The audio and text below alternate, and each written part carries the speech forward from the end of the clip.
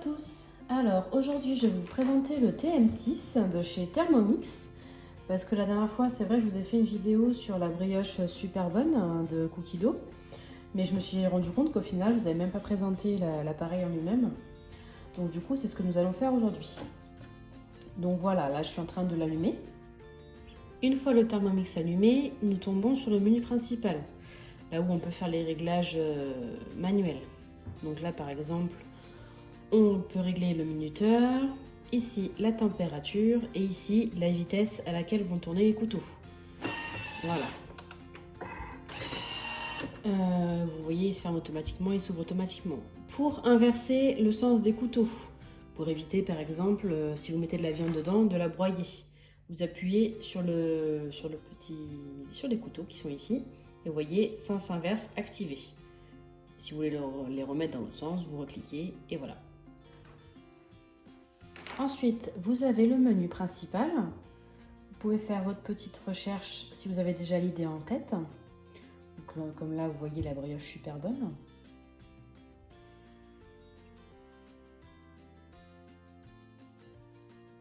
Voilà, et vous pouvez appuyer sur commencer. En dessous, vous avez les recommandations. Donc en fait, au fur et à mesure que vous allez cuisiner avec le Thermomix, Cookie Dough va vous faire des recommandations. Vous avez les nouvelles recettes et des petites choses, vous voyez, 10 recettes les plus cuisinées. Voilà, ils vont faire le maximum pour vous aider. Dans la loupe, pareil, vous aurez des suggestions de recettes. Vous voyez, des trucs un peu plus basiques ou que vous avez l'habitude de cuisiner ou des choses comme ça. Là, vous avez les collections. Donc là, c'est les livres Thermomix qui ont été du coup numérisés. Là, vous voyez, vous avez le dernier, la Saint-Valentin, qui vient de sortir. Vous avez des petites recettes recommandées. Après,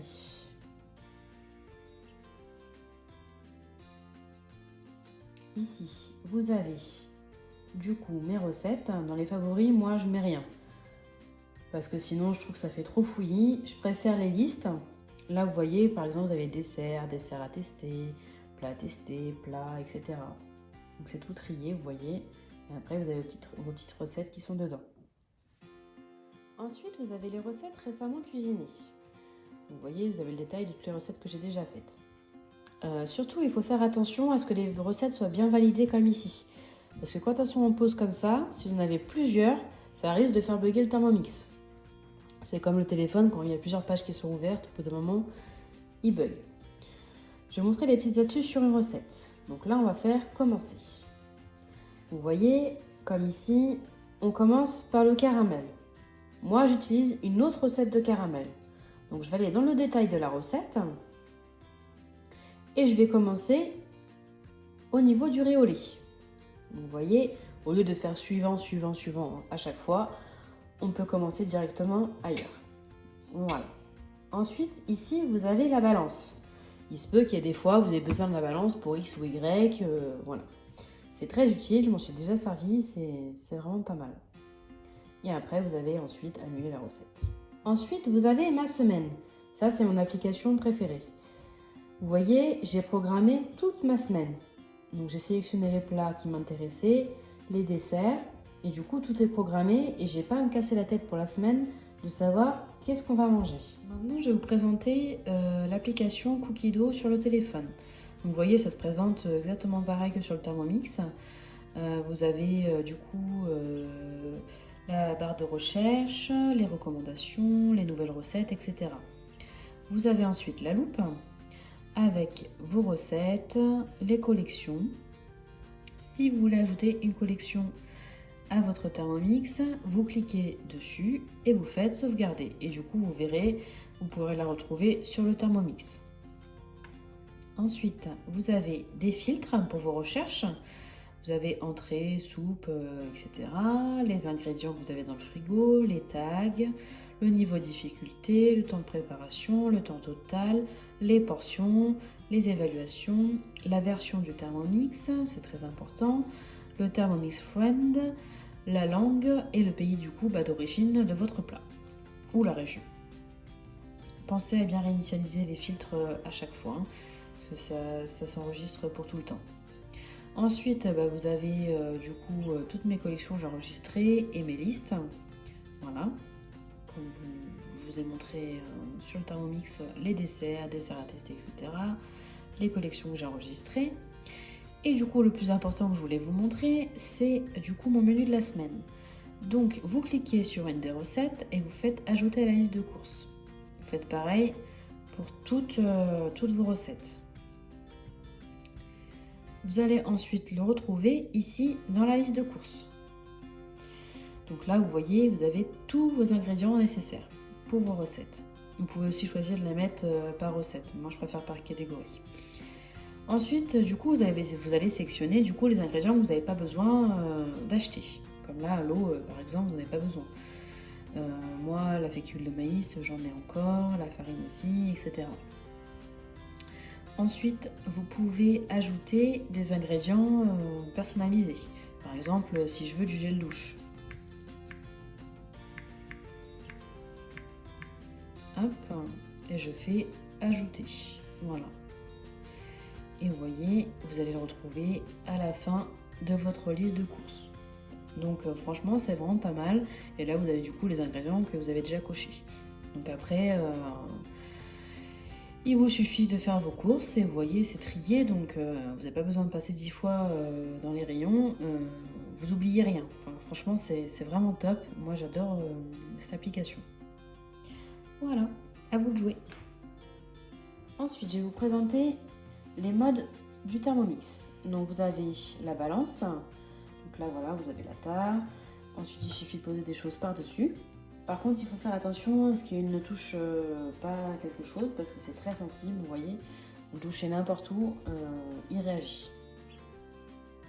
Ensuite, vous avez le mode pétrin. Du coup, pour faire les brioches, les pains, etc. Hein. C'est pareil, vous réglez le minuteur. Après, vous le mettez en mode pétrissage. Voilà. Ensuite, vous avez le mode turbo que moi j'utilise beaucoup pour le mode nettoyage. Du coup, ça permet de enlever tout ce qu'il y a sur les côtés. Et aussi pour ma pâte à brioche et ma pâte à pain, ça permet d'expulser la pâte sur les côtés, et ce qui fait que c'est plus facile à récupérer. Vous avez le mode nettoyage que j'utilise très très souvent, c'est franchement top. Vous mettez de l'eau, 1 litre d'eau avec un peu de liquide vaisselle et du vinaigre de vin blanc. Et après, vous choisissez votre mode. Vous avez mode pétrin, universel, graisse ou caramel et rissolage. Voilà. Et après, ça se met tout seul en route. C'est automatique. Voilà, c'est vraiment génial. Ça fonctionne vraiment très très bien. Ensuite, vous avez le mode mixage. Vous pouvez mixer vraiment ce que vous voulez. Franchement, c'est le Thermomix pour ça, c'est vraiment top. La cuisson des œufs, j'ai jamais essayé, mais franchement ça a l'air pas mal.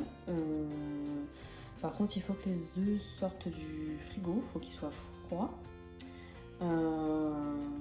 Voilà, après vous choisissez du coup votre mode, à la coque, mollet, mi-mollet, mi-dur, dur. Voilà, ça a l'air pas mal, franchement c'est à tester. Ensuite, vous avez le mode bouilloire. Je ne sais pas si vous savez, mais tout l'été ne s'infuse pas à la même température. Et du coup, derrière le sachet d'été, en général, vous avez la température qui est recommandée pour l'infusion du thé. Donc voilà, vous pouvez régler la température. Franchement, c'est pas mal, c'est top.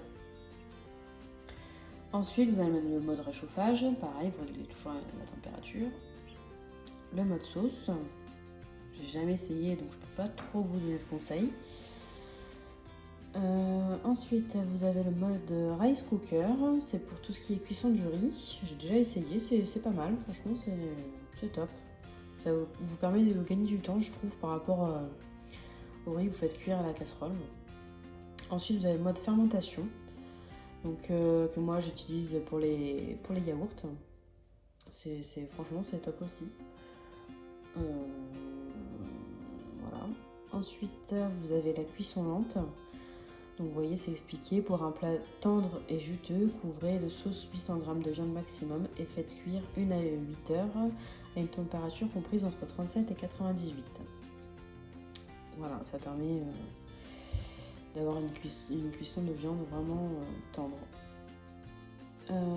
Et la cuisson sous vide, que je ne connais pas trop. Je ne peux pas trop vous aider là-dessus. Voilà, après vous avez les explications. Ce mode s'utilise pour la cuisson sous vide des viandes, poissons et fruits de mer, légumes ou fruits pour une durée pouvant aller jusqu'à 12 heures et une température définie et constante comprise entre 40 et 85 degrés. Le résultat sera tendre et juteux. Mettez la viande et le poisson, les légumes ou même le chocolat dans un sac sous vide. Passez ce dernier dans le panier cuisson et couvrez le dos. Voilà. Je connais pas du tout, donc faudrait que je teste aussi. Voilà. Donc voilà, c'est pour toutes les fonctions du Thermomix. Alors maintenant, je vais vous présenter les accessoires du Thermomix. Donc ici, vous avez le bol principal. Il fait quasiment tout dedans. Donc ça se présente comme ça. Vous avez les couteaux dedans, qui sont très très tranchants. Vous pouvez couper des choses qu'il ne faut même pas imaginer. Vous pouvez tout mixer avec. Vous avez les petits litrages. Et il ne faut pas dépasser le maximum, bien sûr. Pour le démonter, pour le nettoyage, vous le tournez comme ceci. Et vous pouvez enlever les couteaux très facilement. Voilà, pareil pour le montage. Ensuite, vous avez le panier cuisson. Vous pouvez faire cuire vos petits légumes, même de la viande parfois, le riz, les pâtes, plein de choses. Voilà, ça dépend de vos recettes. Du coup, vous allez mettre comme ceci dans le Thermomix. Ensuite, vous y mettrez le couvercle. Et la plupart du temps, ce qu'ils appellent le gobelet doseur, qu'on met comme ceci par-dessus. Ensuite, vous avez la spatule qui se présente comme ceci. C'est vraiment très pratique. Là, ici, vous avez un côté plat. Donc, du coup, quand vous posez sur le plan de travail, ça ne touche pas le plan de travail et ça ne salit pas. C'est très bien pensé. Après, vous avez la petite languette ici. C'est du coup pour attraper le panier cuisson, pour éviter de se brûler. Là, vous voyez, je vous montre comme ceci. Vous avez un trou. Donc, je vais du coup venir glisser la languette dedans. Et ce qui fait que je peux tenir le panier cuisson sans me brûler. Voilà, vous voyez, c'est très pratique. Ensuite, avec la spatule, vous pouvez racler les bords très facilement, comme ceci. C'est très bien pensé, c'est fait exprès. Franchement, c'est top. Ensuite, nous avons le varoma, qui se présente du coup comme ceci. On a le couvercle, ce qu'on appelle le plateau vapeur, et le varoma en lui-même. Et du coup, nous allons positionner au-dessus du bol, comme ceci, le plateau à l'intérieur et le couvercle par-dessus. Comme par exemple, moi j'ai fait une recette de filet mignon de porc à la moutarde avec les pommes de terre. Et du coup, j'avais les pommes de terre qui cuisaient dedans avec le panier cuisson. Ensuite, j'avais les champignons qui cuisaient à l'intérieur du varoma. Et j'avais le filet mignon de porc qui cuisait sur le plateau vapeur.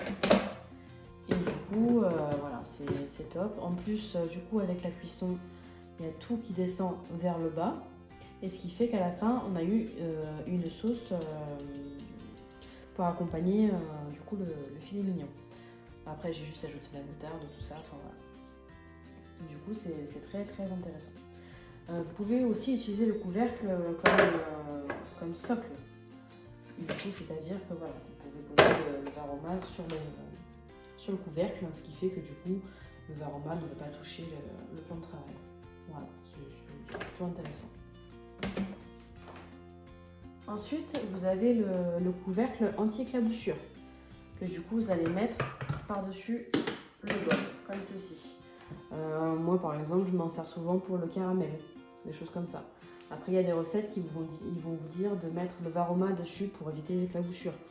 Mais c'est que la mise à jour n'a pas été faite sur toutes les recettes. Mais du coup, vous pouvez mettre ceci à la place. Et pour finir, vous avez le fouet. Du coup, vous servez par exemple pour la chantilly, les choses comme ça. Donc, je vais vous montrer comment le mettre. Surtout faire attention à bien le clipser. Donc, vous voyez, vous le mettez sur les couteaux comme ceci. Et du coup, il faut le faire pivoter un petit peu. Et du coup, quand vous allez le tirer, voilà, il ne doit plus venir. Comme ça, voilà. Et voilà, nous avons fini la petite vidéo explicative du Thermomix TM6. J'espère que ma petite vidéo vous a plu. N'hésitez pas à me mettre un petit pouce bleu vers le haut et vous abonner pour voir mes autres vidéos. Voilà, je vous dis à très vite.